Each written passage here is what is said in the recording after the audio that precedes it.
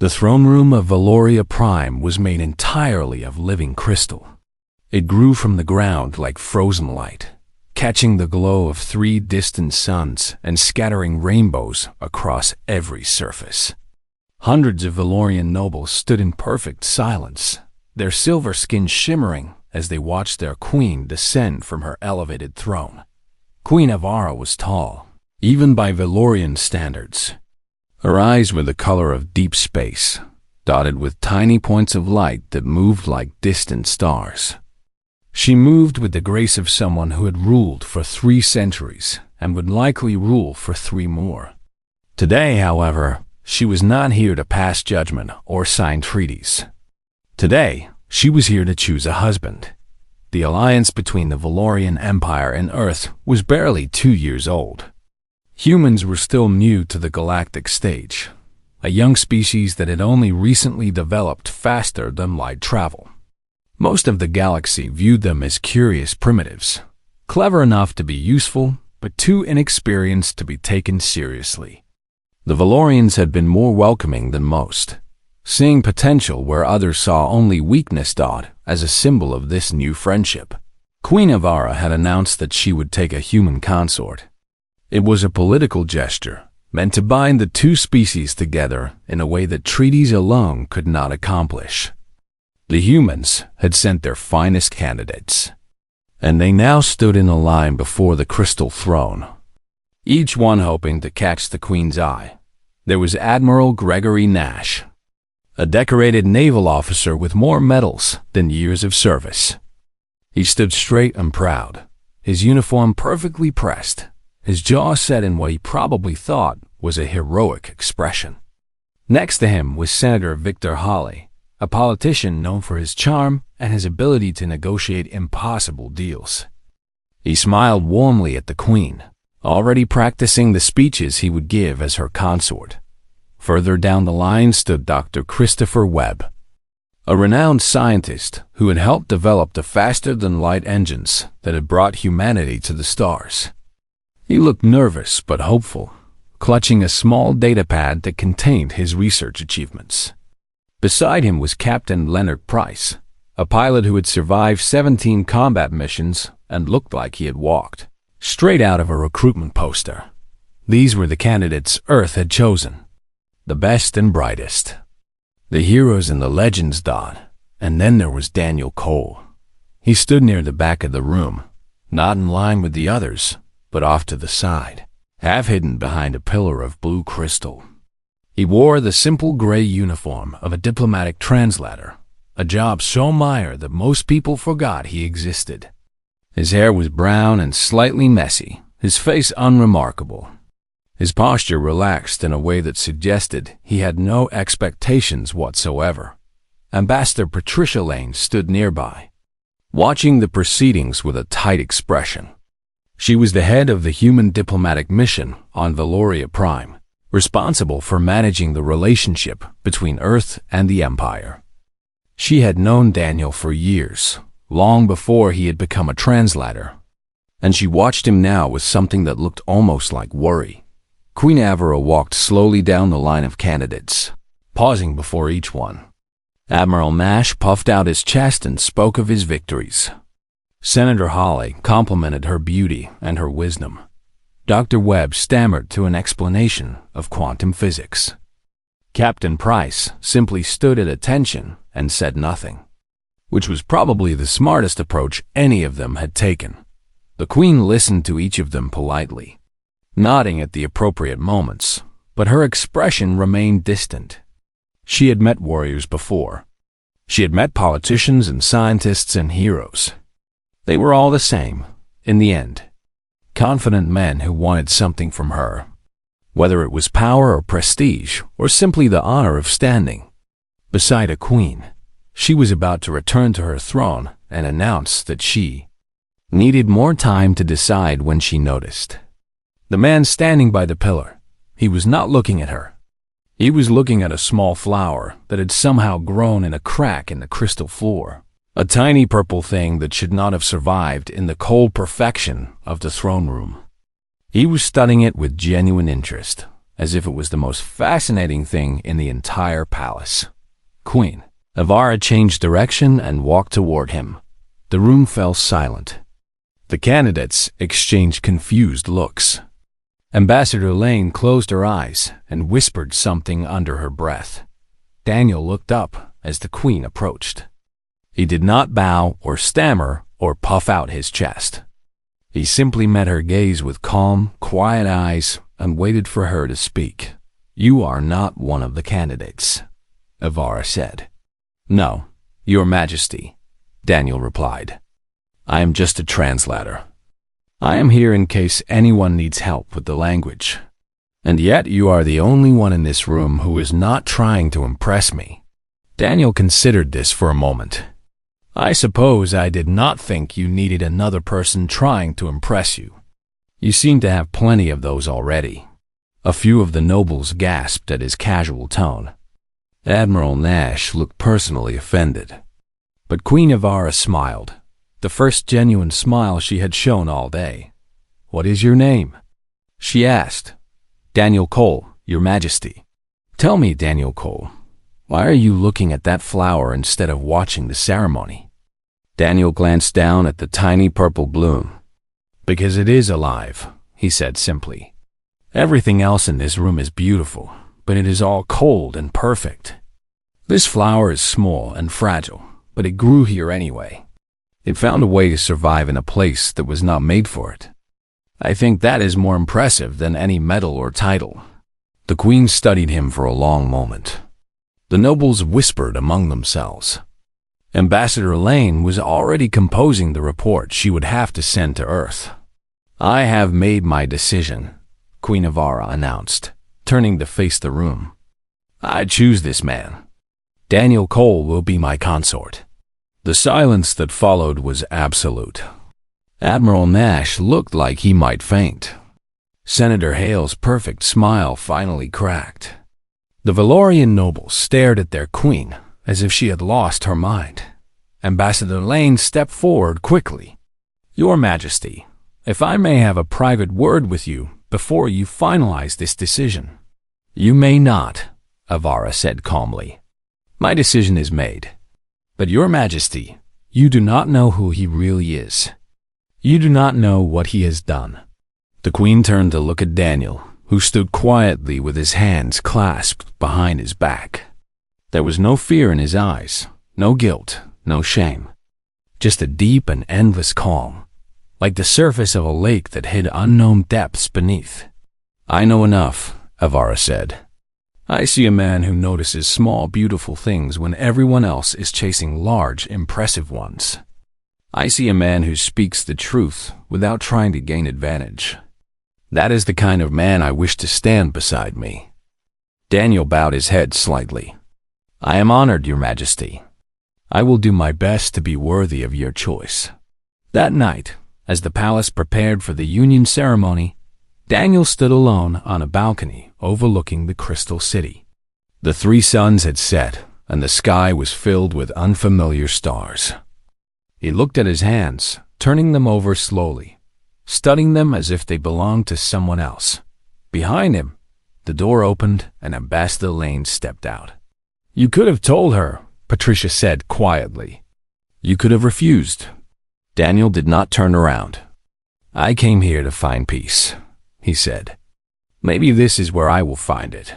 And if you cannot, if the past finds you here, the way it always does?" Daniel was silent for a long moment. When he spoke again, his voice was barely a whisper. "Then I hope she can forgive me for what I used to be. Far away, in a part of the galaxy that did not yet know his name, a hostile empire was preparing for war. They had chosen their target carefully. The Valorians were powerful but soft. They had forgotten what real conflict looked like. They had no idea that they were about to remind the galaxy why humans were never to be underestimated. 3 months had passed since the union ceremony, and the palace of Valoria Prime had grown used to its strange new resident. Daniel Cole was nothing like what the nobles had expected. He did not demand special treatment or try to influence political decisions. He did not swagger through the halls like a man who had married a queen. Instead, he spent most of his time in the gardens. The royal gardens were ancient, filled with plants from 100 different worlds. Daniel learned the name of every flower, every tree, every climbing vine.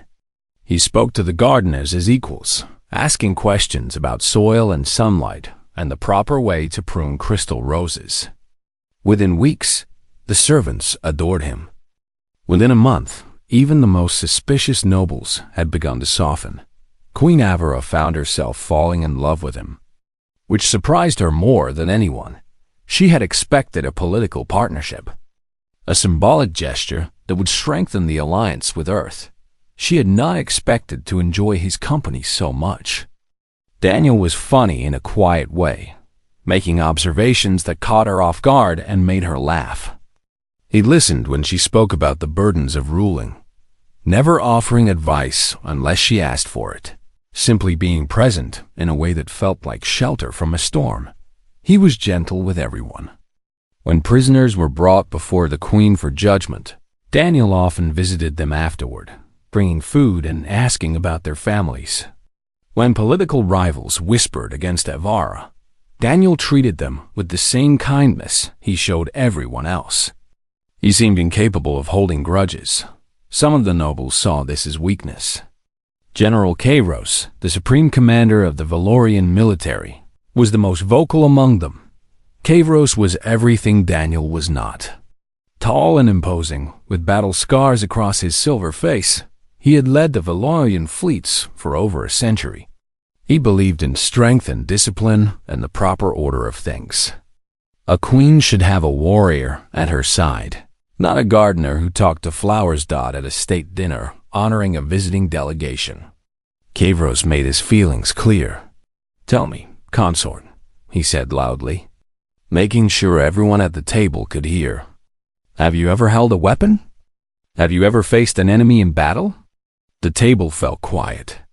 Avara tensed, ready to defend her husband. But Daniel simply looked up from his meal with that calm expression he always wore. "I have held tools," he said, "and I have faced weeds in the garden. Does that count?" Laughter rippled through the room, but Kairos did not smile. "I am asking a serious question.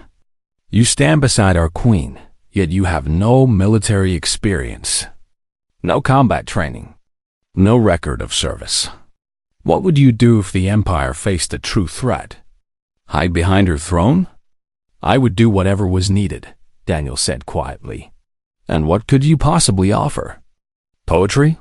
Flower arrangements?" Daniel met the general's eyes. For just a moment, something flickered in his gaze. Something cold and distant, like light from a dead star. Then it was gone, and he smiled gently. "I would offer whatever I could," he said. "But I hope it never comes to that. War is a terrible thing, General. I would not wish it on anyone." Kairos snorted in disgust. Spoken like a man who has never seen war. The dinner continued, but Avara noticed that Daniel ate very little after that. That night, she woke to find his side of the bed empty. She found him standing by the window, staring out at the stars with an expression she had never seen before. He looked older somehow, tired in a way that had nothing to do with sleep. "What troubles you?" she asked softly. Daniel turned to look at her, and for a moment she thought he might tell her something important. But then he smiled, and the strange heaviness disappeared from his face. "Just a dream," he said. "Nothing more." He came back to bed, but Avara lay awake for a long time, wondering what secrets her gentle husband carried behind those calm eyes. The next morning, everything changed. Ambassador Patricia Lane arrived at the palace with urgent news. Her face was pale, her usual composure cracked around the edges. She requested a private audience with the queen and her consort, a request that was granted immediately. "The Drath Dominion," Patricia said, spreading holographic maps across the table. "They have been testing your border defenses for months. Small raids, probe attacks. We thought they were just posturing. And now? Avara asked. Now we have intelligence that suggests they're preparing for a full invasion. They have been building a massive fleet in secret. Our sources say they plan to move within the next few weeks. General Kavros arrived moments later, having been summoned by the Queen. He studied the maps with a warrior's eye, his expression growing darker by the minute. The Drath are brutal, he said, but they are not foolish. They would not attack unless they believed they could win. They have seen your fleet stretched thin, Patricia explained. Your recent expansion into the outer territories has left your core systems vulnerable. They see an opportunity. Avara felt a cold weight settle in her chest. The Valorian Empire was powerful, but they had been at peace for generations.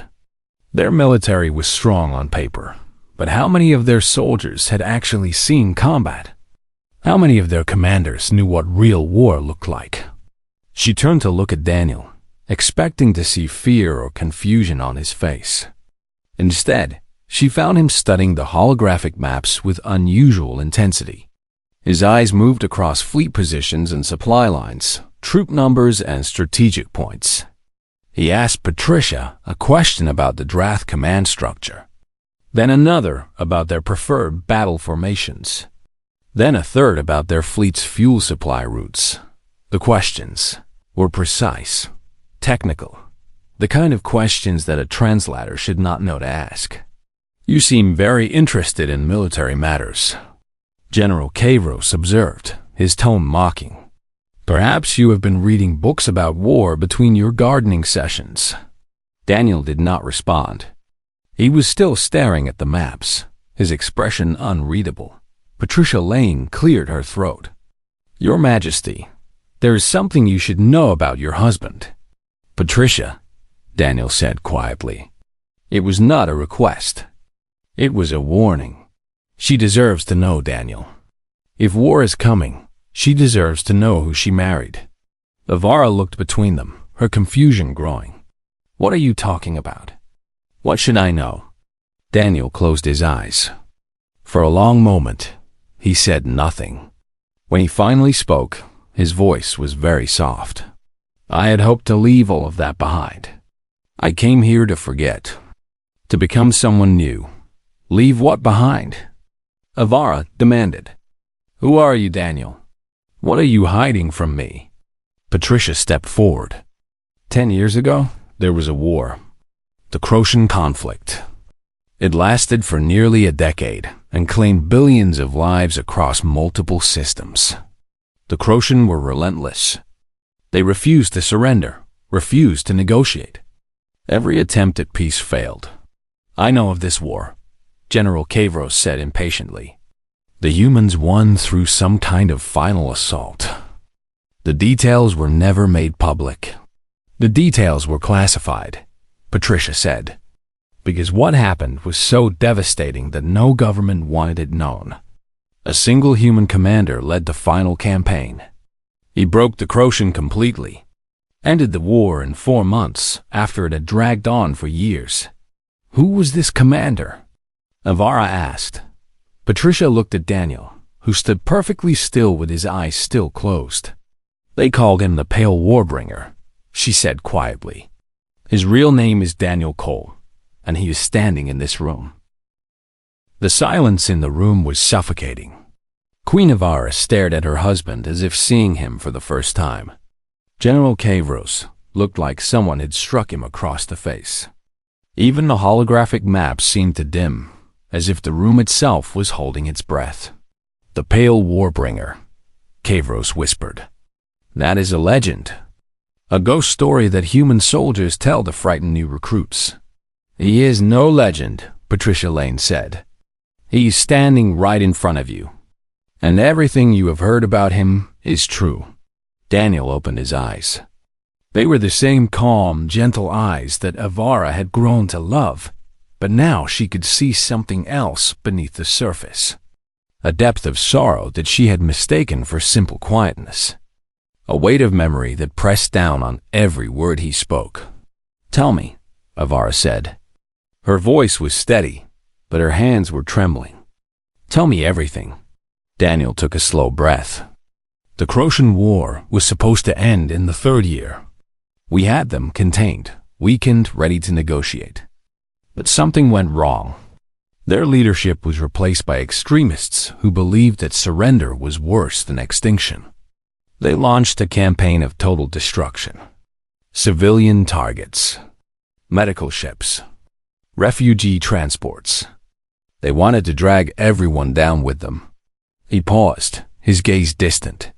The war stretched on for 7 more years. Billions died. Entire species were wiped out. And no matter what we tried, the Croatian kept fighting. Every peace offer was rejected.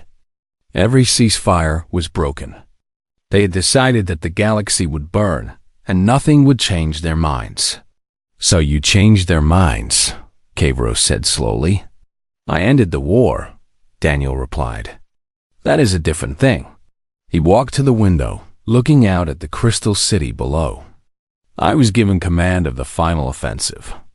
Full authority. No restrictions. They told me to end it by any means necessary, and I did. I studied the Croatian for months, learned their psychology, their tactics, their weaknesses. And then I designed a campaign that broke them completely. How? Avara asked. Daniel did not turn around. I identified their 7 most important military leaders, the ones the others looked to for guidance. I tracked their movements, their supply lines, their communication networks. And then, over the course of 4 months, I destroyed them, one by one. Their fleets, their bases, their armies. I left nothing behind. No survivors to regroup. No leaders to rally the remnants. His voice grew quieter. 30 million enemy combatants died in that campaign. 30 million soldiers who were just following orders, fighting for a cause they believed in. I killed them all because it was the fastest way to end the war, the most efficient path to peace. General Kavros sat down heavily in a chair.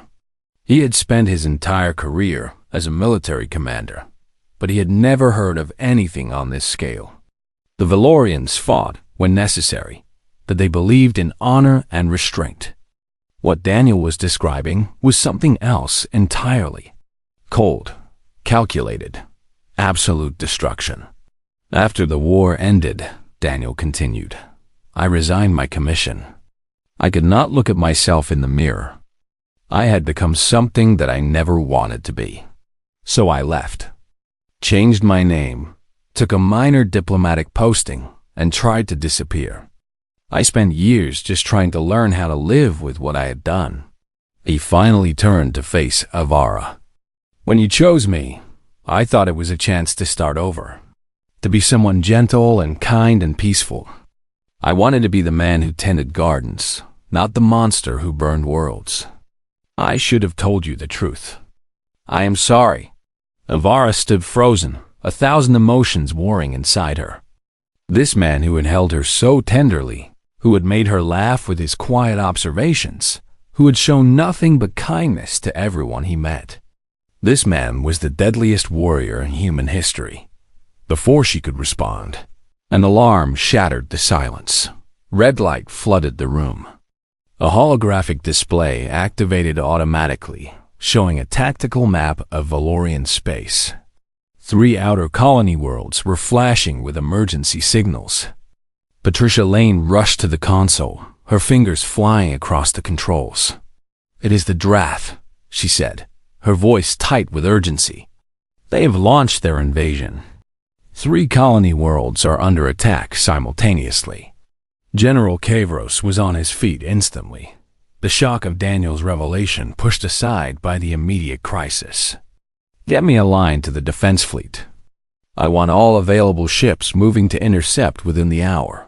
The next 72 hours were a nightmare. Kavros led the Valorian defense fleet against the Drath invasion force, confident that superior numbers would carry the day. He was wrong. The Drath had not spent years building their fleet just to be defeated in the first engagement. Their tactics were brutal and effective. using decoy formations and coordinated strikes that caught the Valorians completely off guard. The Battle of Corvin Prime lasted 6 hours. When it was over, the Valorian fleet had lost nearly a third of its ships, and General Kavros was retreating in disarray. The 3 colony worlds fell within days, their populations either captured or scattered. The Drath did not slow down. They pushed deeper into Valorian space, taking system after system with terrifying speed. Panic spread through the Empire. Citizens who had never known war suddenly faced the reality of invasion. Refugee ships clogged the transit lanes, fleeing toward the core worlds. The crystal cities that had stood for millennia now prepared for the possibility of destruction. Queen Avara worked without rest, coordinating evacuation efforts and trying to rally what remained of her military. General Kavros sent report after report, each one more desperate than the last. The Drath were too fast, too organized, too ruthless. Nothing he tried seemed to work.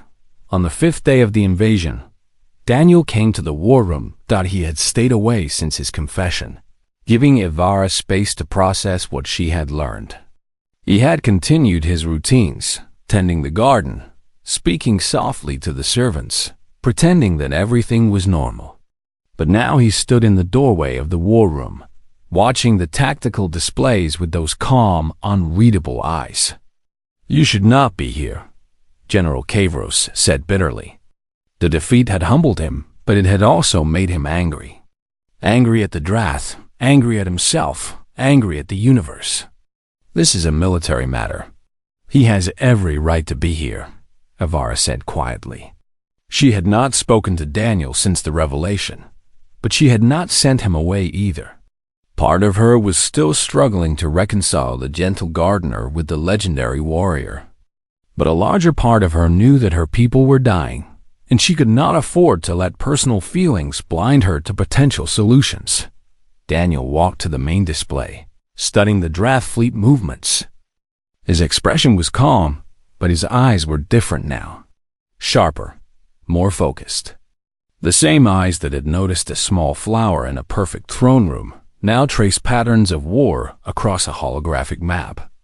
"Their supply lines are overextended," he said quietly.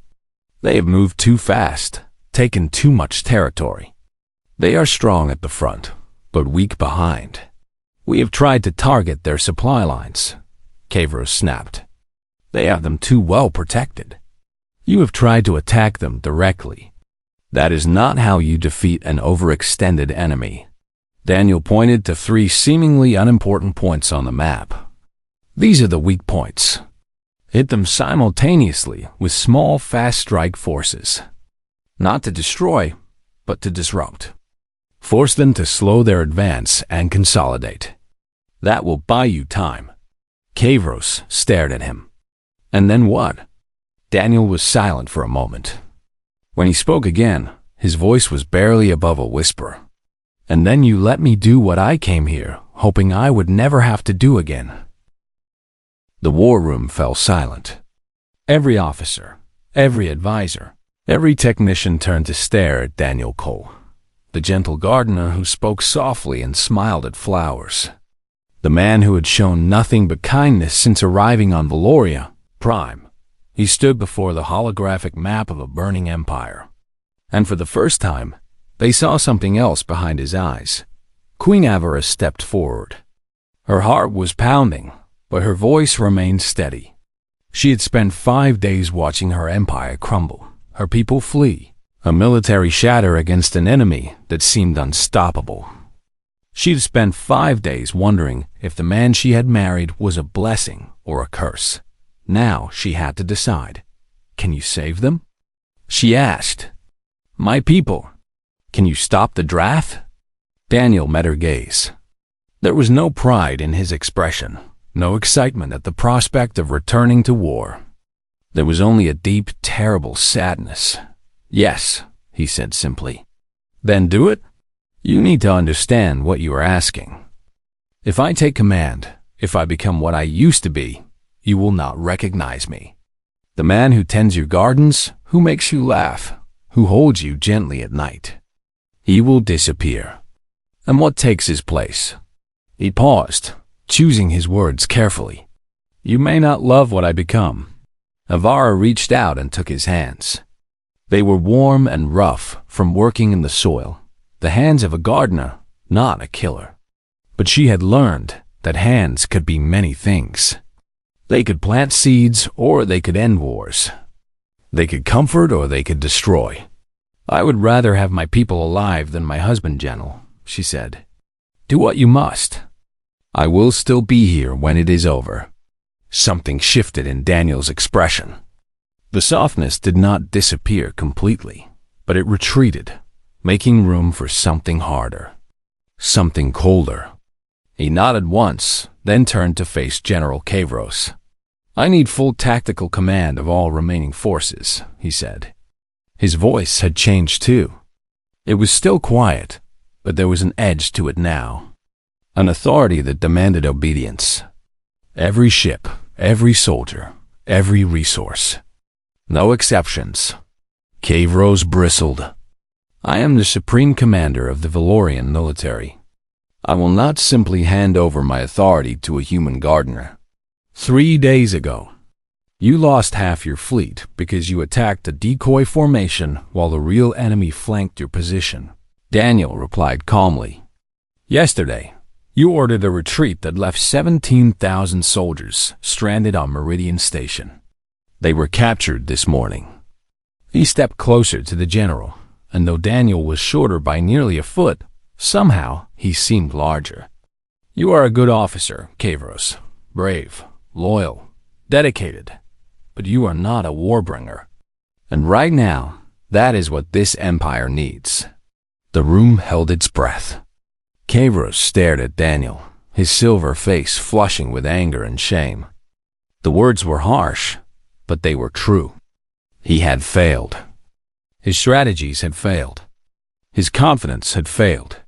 And now his queen was asking him to step aside for the very man he had mocked.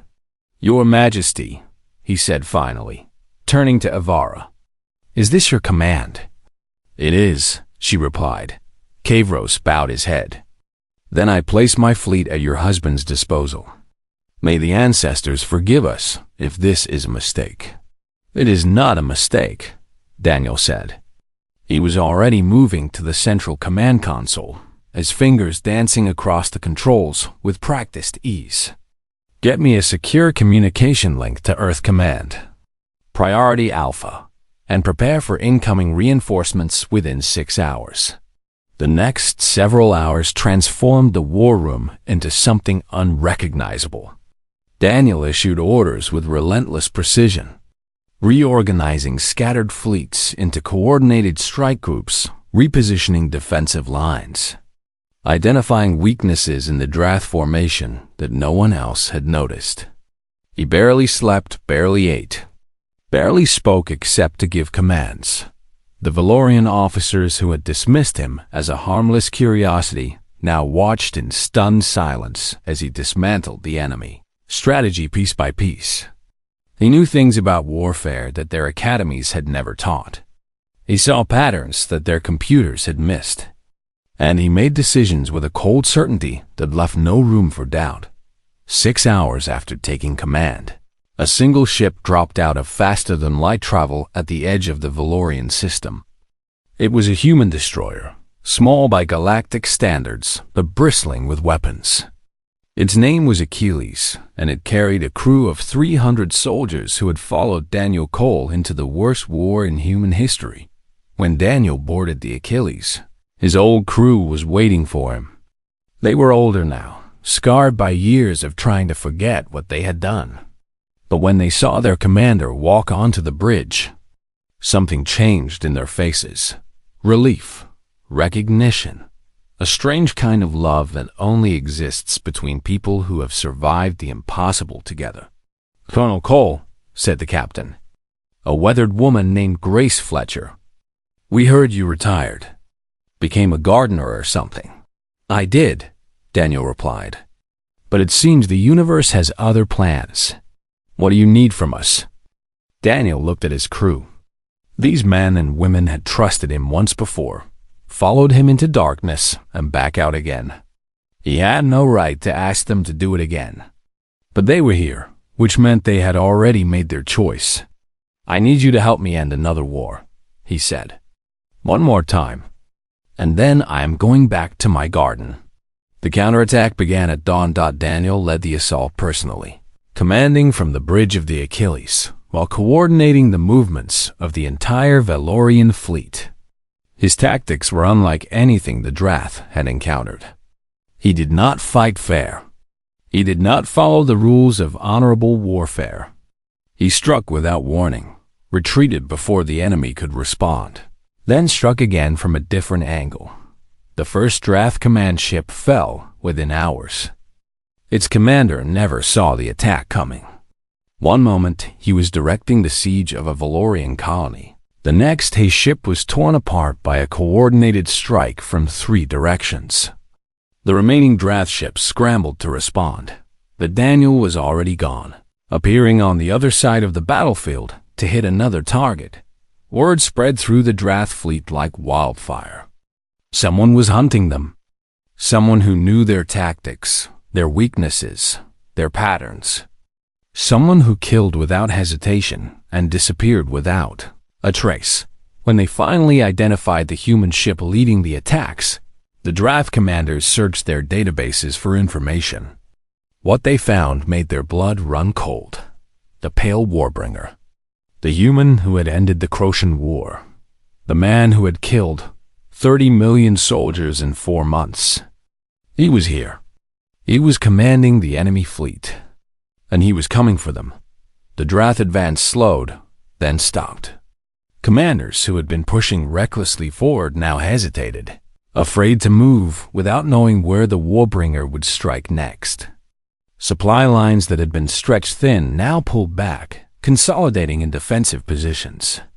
The unstoppable invasion had become a frightened retreat, but Daniel was not finished. Over the next 7 days, he methodically dismantled the Drath fleet. He targeted their command structure first, eliminating admirals and generals with surgical precision. Then he cut their communications, isolating individual ships and squadrons from each other. Then he attacked their supply convoys, leaving their frontline forces without fuel or ammunition. The Drath tried to fight back. They set traps. They sent their best commanders against them. They even tried to negotiate, offering to withdraw in exchange for safe passage. Daniel rejected every offer. He had seen what the Drath had done to the colonies they captured. He had read the reports of civilians dragged from their homes, of cities burned to the ground, of atrocities committed in the name of conquest. There would be no negotiation. There would be no mercy. There would only be an end. On the 7th day, the remaining Drath fleet attempted a final desperate assault on Daniel's position. It was their last chance to kill the Warbringer and turn the tide of the war. They gathered every ship they had left and charged directly at the Achilles. Daniel let them come. He had positioned his forces in a crescent formation, with the Achilles at the center. It looked like a mistake. It looked like he had left himself exposed. The Drath commander saw the opportunity and took it, committing his entire fleet to the attack. It was exactly what Daniel wanted. The crescent closed like a trap, surrounding the Drath fleet on 3 sides. Valorian ships that had been hiding behind debris fields and asteroid clusters emerged to block the retreat. The Drath found themselves caught in a pocket with no escape. The battle lasted 4 hours. When it was over, the Drath invasion force had been destroyed. The crystal spires of Valoria Prime caught the morning light and scattered it into 1,000 colors. The 3 suns were rising together, a rare alignment that happened only once every few years. The people called it the Day of 3 Dawns, a time of celebration and renewal. But this year, the celebration was different. This year, they had something far greater to celebrate than a celestial event. The war was over. 1 week had passed since the final battle. The Drath Dominion had surrendered unconditionally, their fleet shattered, their leadership scattered. The colonies that had been occupied were already being liberated, their people returning home to rebuild what had been destroyed. Across the empire, there was relief and gratitude and a dawning realization of just how close they had come to complete destruction, and everyone knew who had saved them. The name Daniel Cole was spoken in every city, every station, every ship. But it was not spoken with joy. It was spoken with something closer to awe, or perhaps fear. The stories of what he had done spread faster than any official report. How he had destroyed the Drath command structure in 7 days. How he had killed over 2 million enemy soldiers without hesitation. How he had transformed from a quiet gardener into a force of absolute destruction. They called him the Pale Warbringer, just as the humans did. And they wondered what kind of man could hold so much gentleness and so much death inside the same heart. The Achilles returned to Valoria Prime on the morning of the day of 3 dawns. Daniel walked down the boarding ramp alone, his gray uniform stained with ash and smoke. His face was empty, his eyes hollow. He moved like a man who had not slept in days, which was true. He had not slept since the war began. Every time he closed his eyes, he saw the ships burning, the bodies floating in the void, the light fading from enemy faces as their vessels came apart around them. The palace servants bowed as he passed, but he barely noticed them. The nobles who had once mocked him now pressed themselves against the walls, afraid to meet his gaze. General Kavros was waiting at the entrance to the royal quarters, his silver face marked with new lines of age and exhaustion. "Colonel Cole," the general said, using Daniel's military rank for the first time. "The Queen wishes to see you." Daniel nodded but did not move. He stood in the corridor, looking at his own hands. They were clean. He had washed them 100 times since the final battle, but he could still feel the weight of what they had done. "General," he said quietly, "I owe you an apology. I was harsh with you when I took command. I said things that were not kind." Kavros shook his head. "You said things that were true. I was not prepared for a war like this. I thought strength and courage would be enough." He paused, struggling with words that did not come easily to him. "What you did out there, the way you fought, I have never seen anything like it. And I hope I never see anything like it again." "That makes 2 of us," Daniel replied. He found Avara in the garden. She was sitting on a stone bench near the fountain, wearing a simple dress instead of her formal robes. The 3 suns painted her silver skin in shades of gold and rose. She looked up as he approached, and something in her expression made his heart ache. Not fear, not judgment, just a deep, patient love that he was not sure he deserved. "Hello, Daniel," she said softly. He stopped a few feet away from her, uncertain how to close the distance. "I came to tell you that the war is over. The Drath have surrendered. Your empire is safe." "I know. I received the reports." She patted the bench beside her. "Sit with me." He sat, but he kept his hands in his lap, not reaching for her. "I understand if you want to dissolve our union. I am not the man you thought you married. I am something else. Something darker." Avara was quiet for a long moment, watching the fountain. The water fell in crystalline streams, catching the light and throwing tiny rainbows across the garden. It was peaceful here, beautiful, a place of growing things, far removed from the destruction that had marked the past week. "When I chose you," she said finally, "do you remember what I told the court? I said I chose you because you noticed a small flower growing in a crack in my perfect throne room. I said you were the only person who was not trying to impress me. I remember. I still believe those things were true.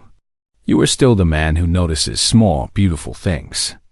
You are still the man who speaks truth without seeking advantage." She turned to face him, her starlit eyes meeting his. But I understand now that you are also something more. You carry a weight that most people cannot imagine. You have done terrible things to protect others from even greater terrors. That does not excuse what I am, Daniel said. His voice cracked slightly.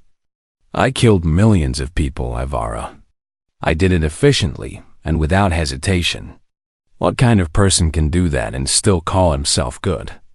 She reached out and took his hands, holding them gently between her own. A monster would feel no remorse, she said. A monster would not wake screaming from nightmares.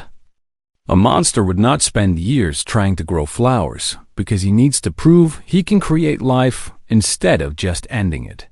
She squeezed his hands. You are not a monster, Daniel. You are a man who was asked to do monstrous things, and you carry that burden every day of your life. For the first time since the war began, Daniel felt tears burning in his eyes. He had held himself together through every battle, every decision, every moment of horror. But here, in this quiet garden, with this woman who saw him truly, he could not hold back any longer. I hate what I am capable of, he whispered. I hate that I am good at this. I hate that when I needed to become a weapon, I became one so easily. Ivara pulled him close, holding him as he wept. Then we will make sure you never need to become one again, she said. We will build a peace so strong that no one will dare threaten it.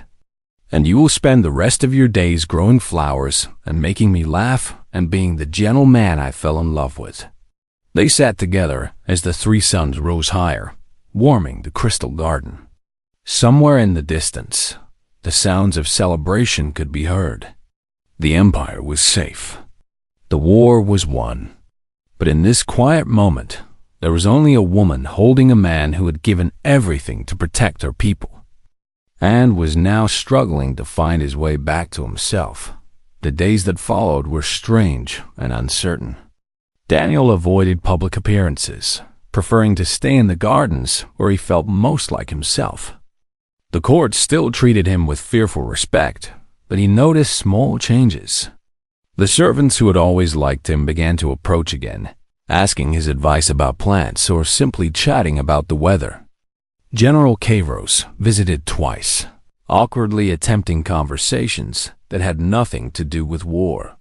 News came that the Drath Emperor wished to negotiate a permanent peace treaty. There was only one condition.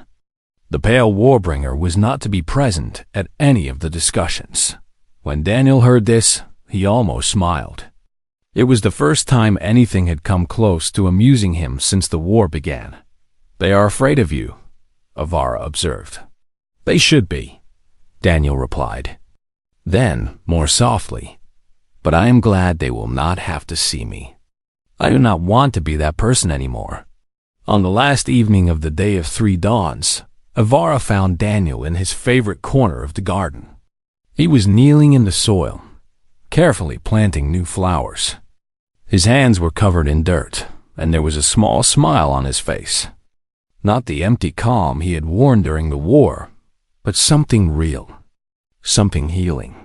She knelt beside him and picked up a small plant from the pile he had prepared. Show me how to do this, she said. Daniel looked at her in surprise. You want to learn gardening? I want to learn what you love. I want to understand why you find peace here. He showed her how to dig the hole, how to position the roots, how to pack the soil gently around the stem. They worked side by side in comfortable silence, planting flower after flower as the sun set and the stars appeared. The galaxy will remember you as the Warbringer, Ivara said eventually. They will tell stories about the human who saved the Valorian Empire. They will fear your name for generations. Daniel patted the soil around his last flower and sat back on his heels. Let them remember whatever they want. I know who I really am. He looked at her, and there was light in his eyes again. Bruised and tired, but real. I am a gardener who happened to fight a war. And now I am done fighting. She took his dirty hand in hers. And I am a queen who happened to fall in love with a gardener. The stars wheeled overhead, indifferent and eternal. Somewhere out there, empires rose and fell, wars began and ended, and the great machinery of the galaxy continued its endless turning. But here, in a small garden on a crystal world, two people knelt in the soil and planted seeds for the future. The galaxy feared the Warbringer, but the queen loved the gardener. And that was all that mattered.